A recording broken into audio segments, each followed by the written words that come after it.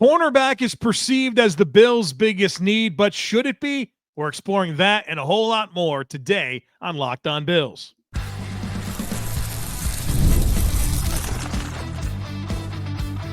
You are Locked On Bills, your daily Buffalo Bills podcast.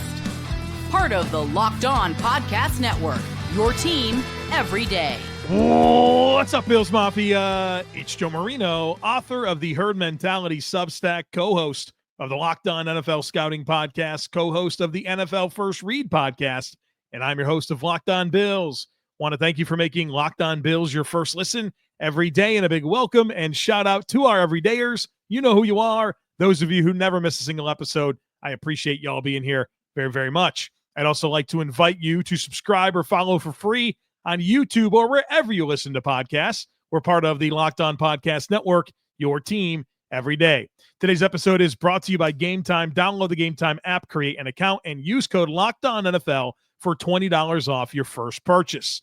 Well, folks, welcome in. It's time for Herd Mentality, the weekly episode where you control the discussion, and we have some great stuff to get into today, including some discussions on whether or not cornerback is truly the Bills' number one need. Could the Bills roster 4 running backs, some Dalton Kincaid and Keon Coleman conversation, and then one of my favorite traditions, annual traditions on this podcast in segment 3, we will have the 5th annual Dad-Daughter Draft Duel. Looking forward to that. All right, first one today comes from Jeff. Jeff says, for years, we speculated every draft season about how the Bills were going to address the CB2 position, upgrading on players like Levi Wallace or Dane Jackson. But year after year, Beane and McDermott chose to prioritize other positions. Are we making the same mistake this year by labeling CB as the Bills' number one need?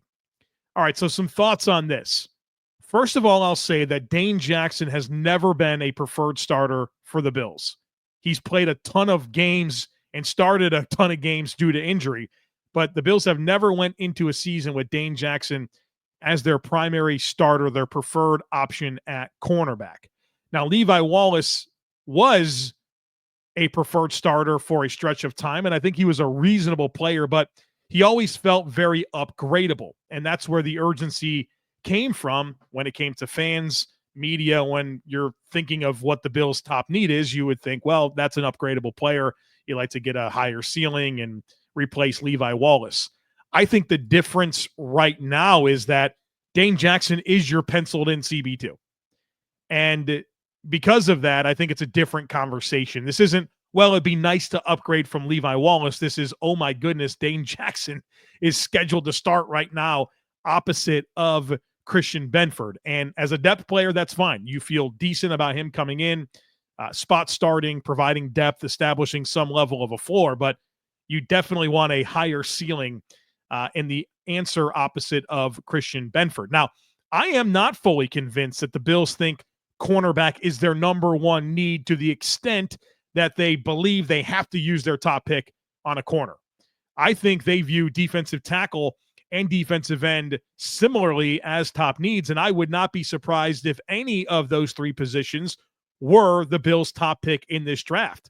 In fact, I think there's plenty of scenarios where defensive end is the position that the Bills go at number 30. I think guys like Landon Jackson from Arkansas and Nic Scorton from Texas A&M are firmly in play for the Bills at pick 30.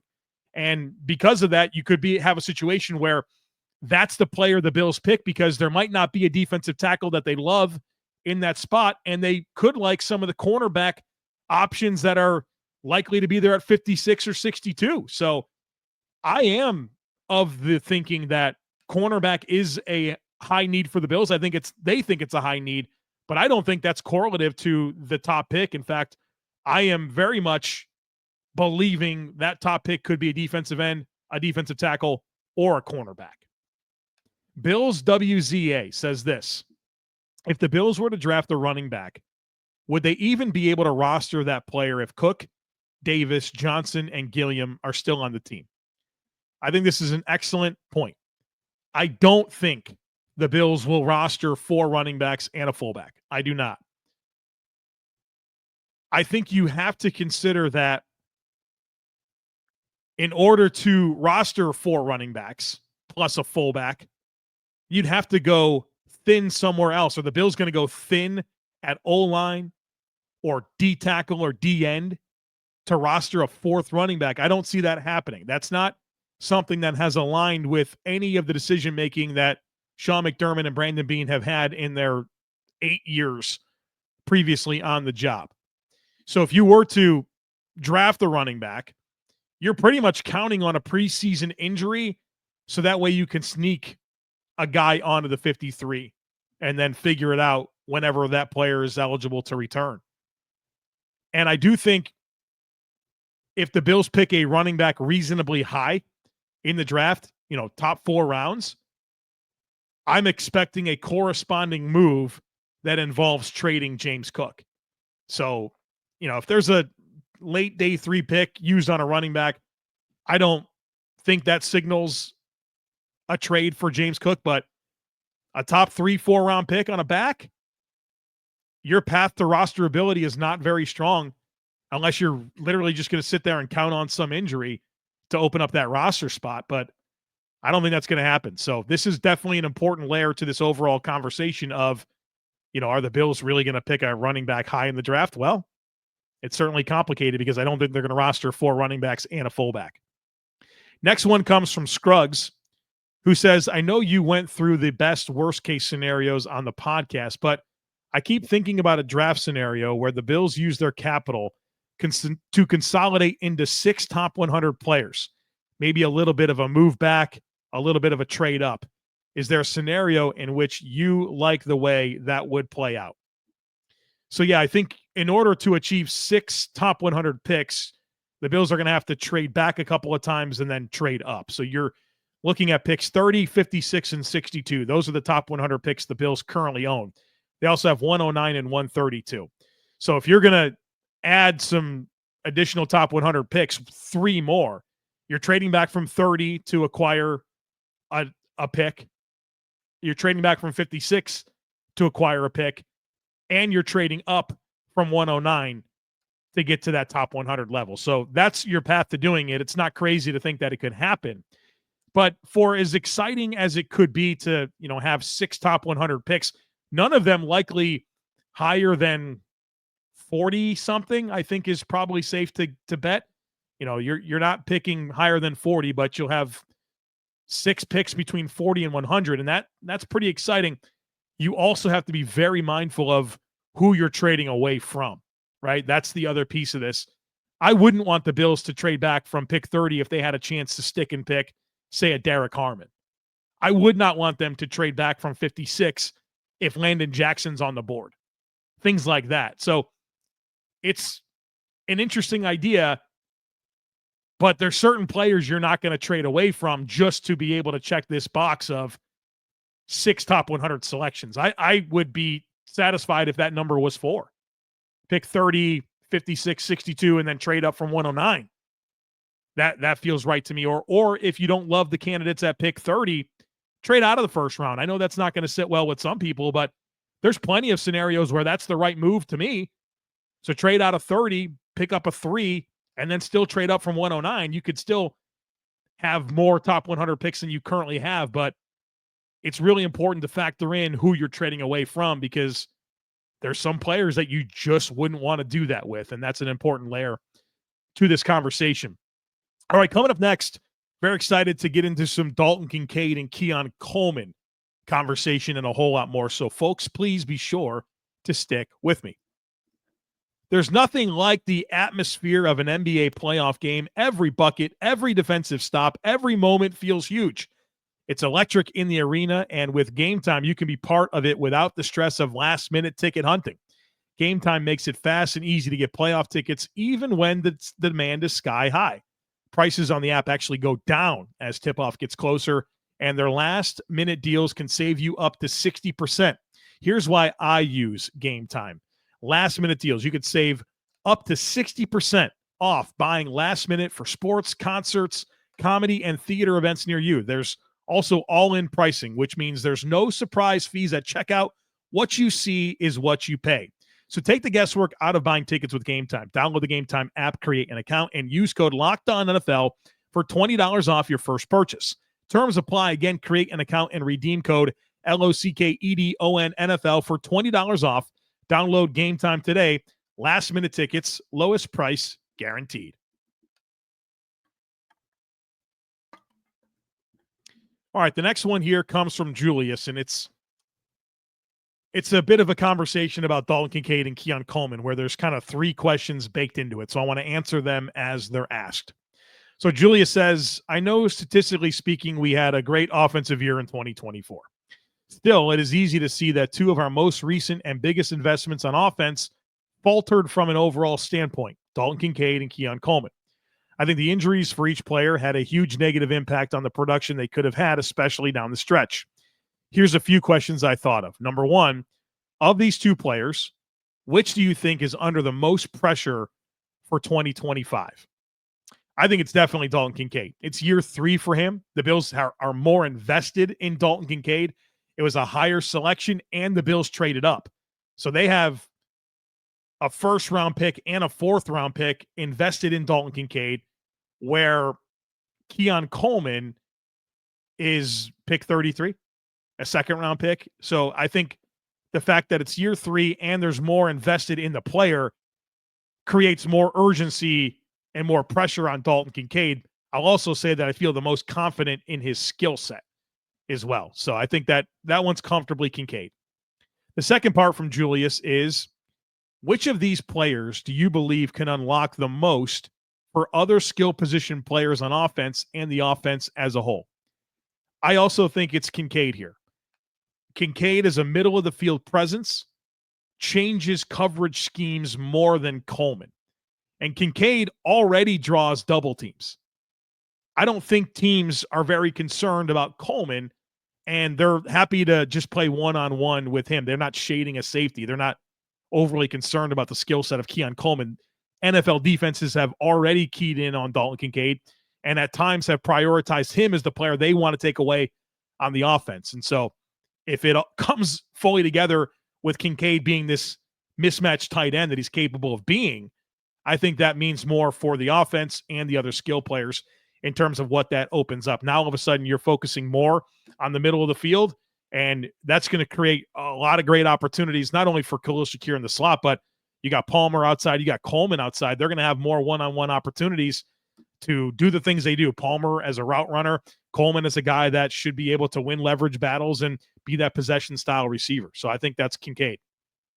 Finally, from Julius, he says, I know the book isn't written on either. Coleman is coming off his rookie year, a year removed from the draft process, and can have his first normal offseason. Hopefully both come back completely healthy, but at what point do you personally start to worry about either of them being a bust? Do you see either as having a bigger bust potential for Kincaid? I know Josh Allen had accuracy issues throwing to him. What is the biggest barrier for Coleman? I think we're forgetting the rookie season that Dalton Kincaid had, which was 100% a top 10 rookie season in the history of the NFL for a tight end. The structural changes of the Bills offense affected Dalton Kincaid a lot.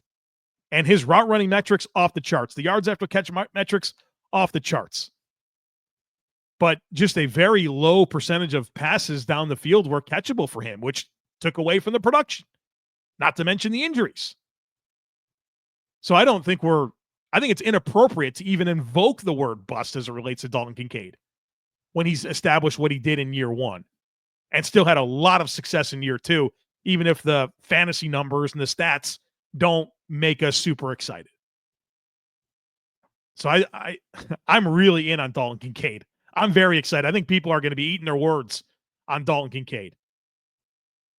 There's so many variables outside of his control that affected the production. I think the biggest barrier for Keon Coleman is route running and creating space for himself. I mean, at its most simple form, playing receiver, get open and catch the football. Well, step one to getting a chance to catch a football is getting open. And Keon Coleman was an underwhelming route runner at Florida State. And I'm unsurprised that as a rookie in the NFL, that was the case. And I think that's a huge barrier. I think you've got to be able to create space for yourself in the NFL to be a good receiver. And Keon Coleman has a ton to prove in that capacity, which is unsurprising to me. What is exciting, though, is what he did show us pre-injury. He was heating up. He was making plays. He was doing the things that you envisioned, the reasons why Brandon Beane made him the pick. And you could see the path for him to being productive. But obviously the wheels completely fell off after the injury. And that's the lasting impression in our mind. Just like the lasting impression of Dalton Kincaid is dropping that pass that should have been one of the most historic throws in the history of the NFL. But Dalton Kincaid dropped it, and that's all we're thinking about right now. We're not thinking about the great rookie season. We're not thinking about the route running. We're not thinking about the yards after catch profile. It's, wow, this guy cost us a chance to go to the Super Bowl. Let's egg it on him. Got to zoom out a little bit on these guys. So just as much as I have doubt about Keon Coleman, I can easily find reasons to be optimistic. And I'm fired up about Kincaid. I'm fired up about Kincaid. I think he's going to be a heck of a player for the Bills in 2025 and moving forward. Mick Bills says, you've talked a lot about percentage of cap at signing. I understand why. Do you think GMs or the league would ever move toward framing contracts around a percentage of the cap? I can't figure out what would be a disadvantage here. In this scenario, you have a finite cap. You have no more chips to play with as the cap grows. So do your best players who you've committed a higher percentage to. Roster gymnastics and levers to pull, I'm sure would exist. They would just look a little different. I suppose this maybe is more of a thought exercise, something to consider, but I just can't stop thinking about it. Seems like it would simplify things quite a bit. It is still real money that agents can post. It just would be more dynamic. Year 3 of a contract, you might see more headlines as players' contracts increase with the cap. I can understand 100% why the players would want this. Any player would want this. As the cap continues to go up every year, you're just going to make more money. But the downside for the teams is abundantly clear. You wouldn't have value deals if they fluctuated by percentage of the cap, which always goes up. It'd be very difficult for long-term planning since you never know just how much it's going up. Owners want cost certainty. That does not happen with contracts being tied to a percentage of the cap. So I don't think that teams would ever come close to wanting this. Ever. And right now, there's nothing in the CBA that restricts this from happening. Like, it could happen. That's a tough precedent. Teams don't like setting precedents.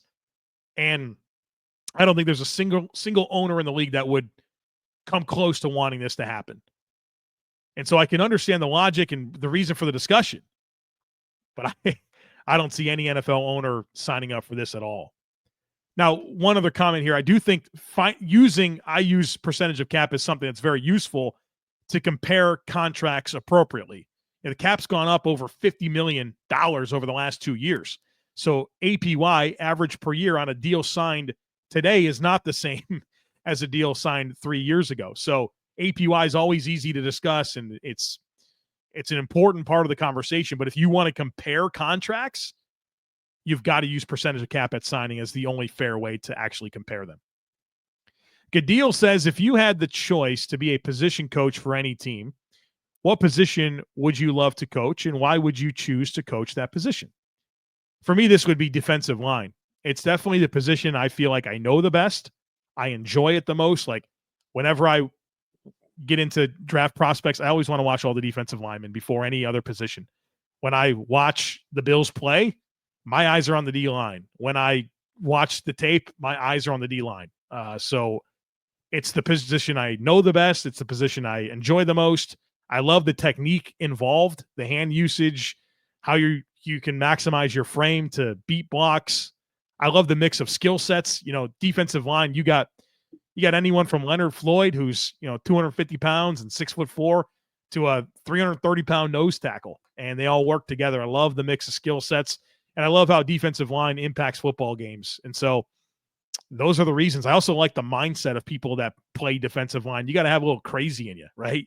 You want to go out there and just bang heads with dudes that are 300, 330 pounds, 70 snaps a game. You got to have some kind of different stuff inside you to do that, and just chase running backs and receivers and quarterbacks all over the yard. You got to have a different kind of makeup. And I like the mindset of people that want to do that on a football field. So put me down for being a D-line coach. All right, coming up next, my favorite tradition that this podcast has, the dad-daughter draft duel. That's coming up in segment 3. Folks, be sure to stick with me. The NBA playoffs are almost here, and FanDuel is giving new customers an incredible way to get in on the action. Right now, when you join FanDuel and place your first $5 bet, you'll get $250 in bonus bets if your bet wins. I love how FanDuel makes betting so easy, whether it's picking my favorite team or diving into player props. From three-pointers to steals to assists, FanDuel has so many ways to bet on your favorite player props. Plus, after the game tips off, you can even combine live prop bets into a same-game parlay for a chance to win big. And folks, it's not just the NBA playoffs. They got Major League Baseball. There's NFL draft prop bets that you can get in on. I certainly went through some of those just the other day and found some stuff I like. There's even some football futures bets if you want to get in on some of the projected stats for some of your favorite players in the NFL. So don't miss out, folks. Head on over to FanDuel.com and claim your $250 in bonus bets today.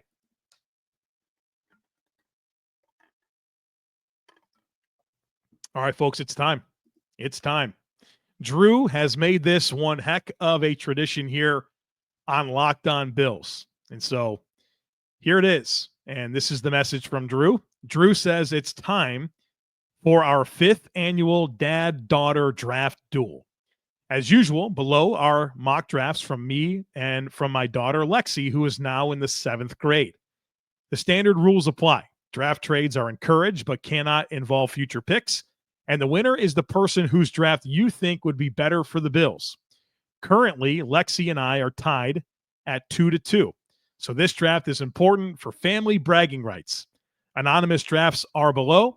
I'll tell you who was who after you have rendered your verdict. What a cool tradition. This is something that's very important to me. I've got 2 daughters, and the way that Drew is able to connect with Lexi over this podcast, over doing these mock drafts, is just beyond cool for me. So, Drew, thanks for doing this. This means a lot to me. And, 5 years of doing this, to think Lexi's now in 7th grade. She was, a 2nd grader when this started. It's crazy to think that she's going to be a senior in high school in 5 years from now, and we'll be doing this for the 10th time. So super, super, super cool. Now, I will say, of course, I've looked at both of these mock drafts, and I'm going to share them with everybody listening. But I don't know who I'm going to pick. Like, I'm a very prepared person. I usually have a lot of notes. And I'm coming into this hoping that I can talk through this and land on the mock draft that I truly think is best for the Bills. So let's try to do this. I'm nervous. I know there's a lot at stake. The all-time series is tied at 2-2. But like, legitimately, I like these mock drafts and I don't like these mock drafts for different reasons. And so hopefully I can talk myself into a verdict. I will talk myself into a verdict. Let's do it. Here's the 2 different mock drafts. Again, I don't know whose is whose. So one of these is from Dad. One of these is from Lexi. The first one I will share with you. This is how it goes. At pick 30, the Bills select Maxwell Hairston, cornerback out of Kentucky. Then the Bills trade up from 56. They trade 109 to move from 56 to 47. And with that pick, they get defensive tackle Darius Alexander out of Toledo. At pick 62, the Bills get wide receiver Jalen Knoll from Iowa State. At 132, it's defensive end Baron Sorrell from Texas. At 169, it's running back Damian Martinez out of Miami. At 170, it's linebacker Kobe King from Penn State. At 173, it's running back Jarquez Hunter from Auburn. At 177, it's wide receiver Isaac Tesla from Arkansas. And 206, linebacker Jeffrey Bassa, Oregon. Strong draft. Number 2 is also a strong draft. Here's the other mock that was submitted. At 28, so the Bills pick 30. They trade up to 28. They part with 132 to get there. And with pick 28, they select defensive tackle Kenneth Grant out of Michigan. At 56, they select safety Xavier Watts out of Notre Dame. At 62, it's wide receiver Jalen Royals out of Utah State. Then the Bills trade up from 109. So they go from 109 to 89, and they give up 169 and 170. they get cornerback Jacob Parrish out of Kansas State. At 173, linebacker Danny Stutzman, Oklahoma. 177, Jarquez Hunter out of Auburn. And 206, linebacker Jalen Conyers out of Texas Tech. Both are really good. I like a lot of these. I like a lot of what each mock offers, and there's some things that I don't like about them. So let's break them down a little bit further, and hopefully I can get to a decision here. So the first one, that includes Maxwell Harrison, Darius Alexander, Jalen Knoll, Barron Sorrell, Damian Martinez, Kobe King, Jarquez Hunter, Isaac Tesla, Jeffrey Bassa.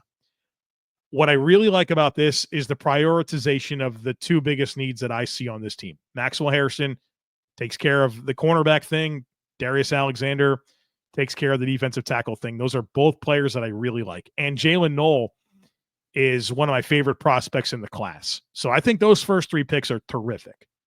I also love, at 132, Barron Sorrell makes a lot of sense to me as an edge rusher that has some upside. I love Damian Martinez and Jarquez Hunter. Those are really good running backs. And I like that you got them at 166 and 173. It's going to be difficult to figure out the rostering of those players, but they're good players. And I certainly love Isaac Tesla out of Arkansas as a player that I think is the perfect wide receiver 5. Vertical receiving, great hands, special teams profile, big-time impact as a blocker. I really like this. Now, I don't love the double dip at linebacker. 170 on a linebacker, 206 on a linebacker. I could have done with just one of those. So that's kind of the exception that I would take. And I probably wouldn't have taken 2 running backs. So I think there were some missed opportunities here with the double dip at running back and a double dip at tight end. I wish one of those picks was a double dip at running back and a double dip at linebacker. I wish one of those picks was a tight end 3. I think that would have been a better usage, maybe even a punter. Maybe a double dip at corner, maybe a double dip at D tackle. I think some of that was mismanaged. So that moves me off of this one a little bit, but there's a ton of redeeming picks here. I think those first 3 picks of Harrison, Alexander, Knoll with Sorrell as an upside edge, with the speed player at running back, with Tesla, there's a lot of redeeming qualities in this draft. On the other one, that includes Kenneth Grant, Xavier Watts, Jalen Royals, Jacob Parrish, Danny Stutzman, Jarquez Hunter, Jalen Conyers. What I like here is, boy, I love Kenneth Grant. You know that. I love Kenneth Grant. I love Jalen Royals, the receiver out of Utah State, one of my favorite prospects in the class.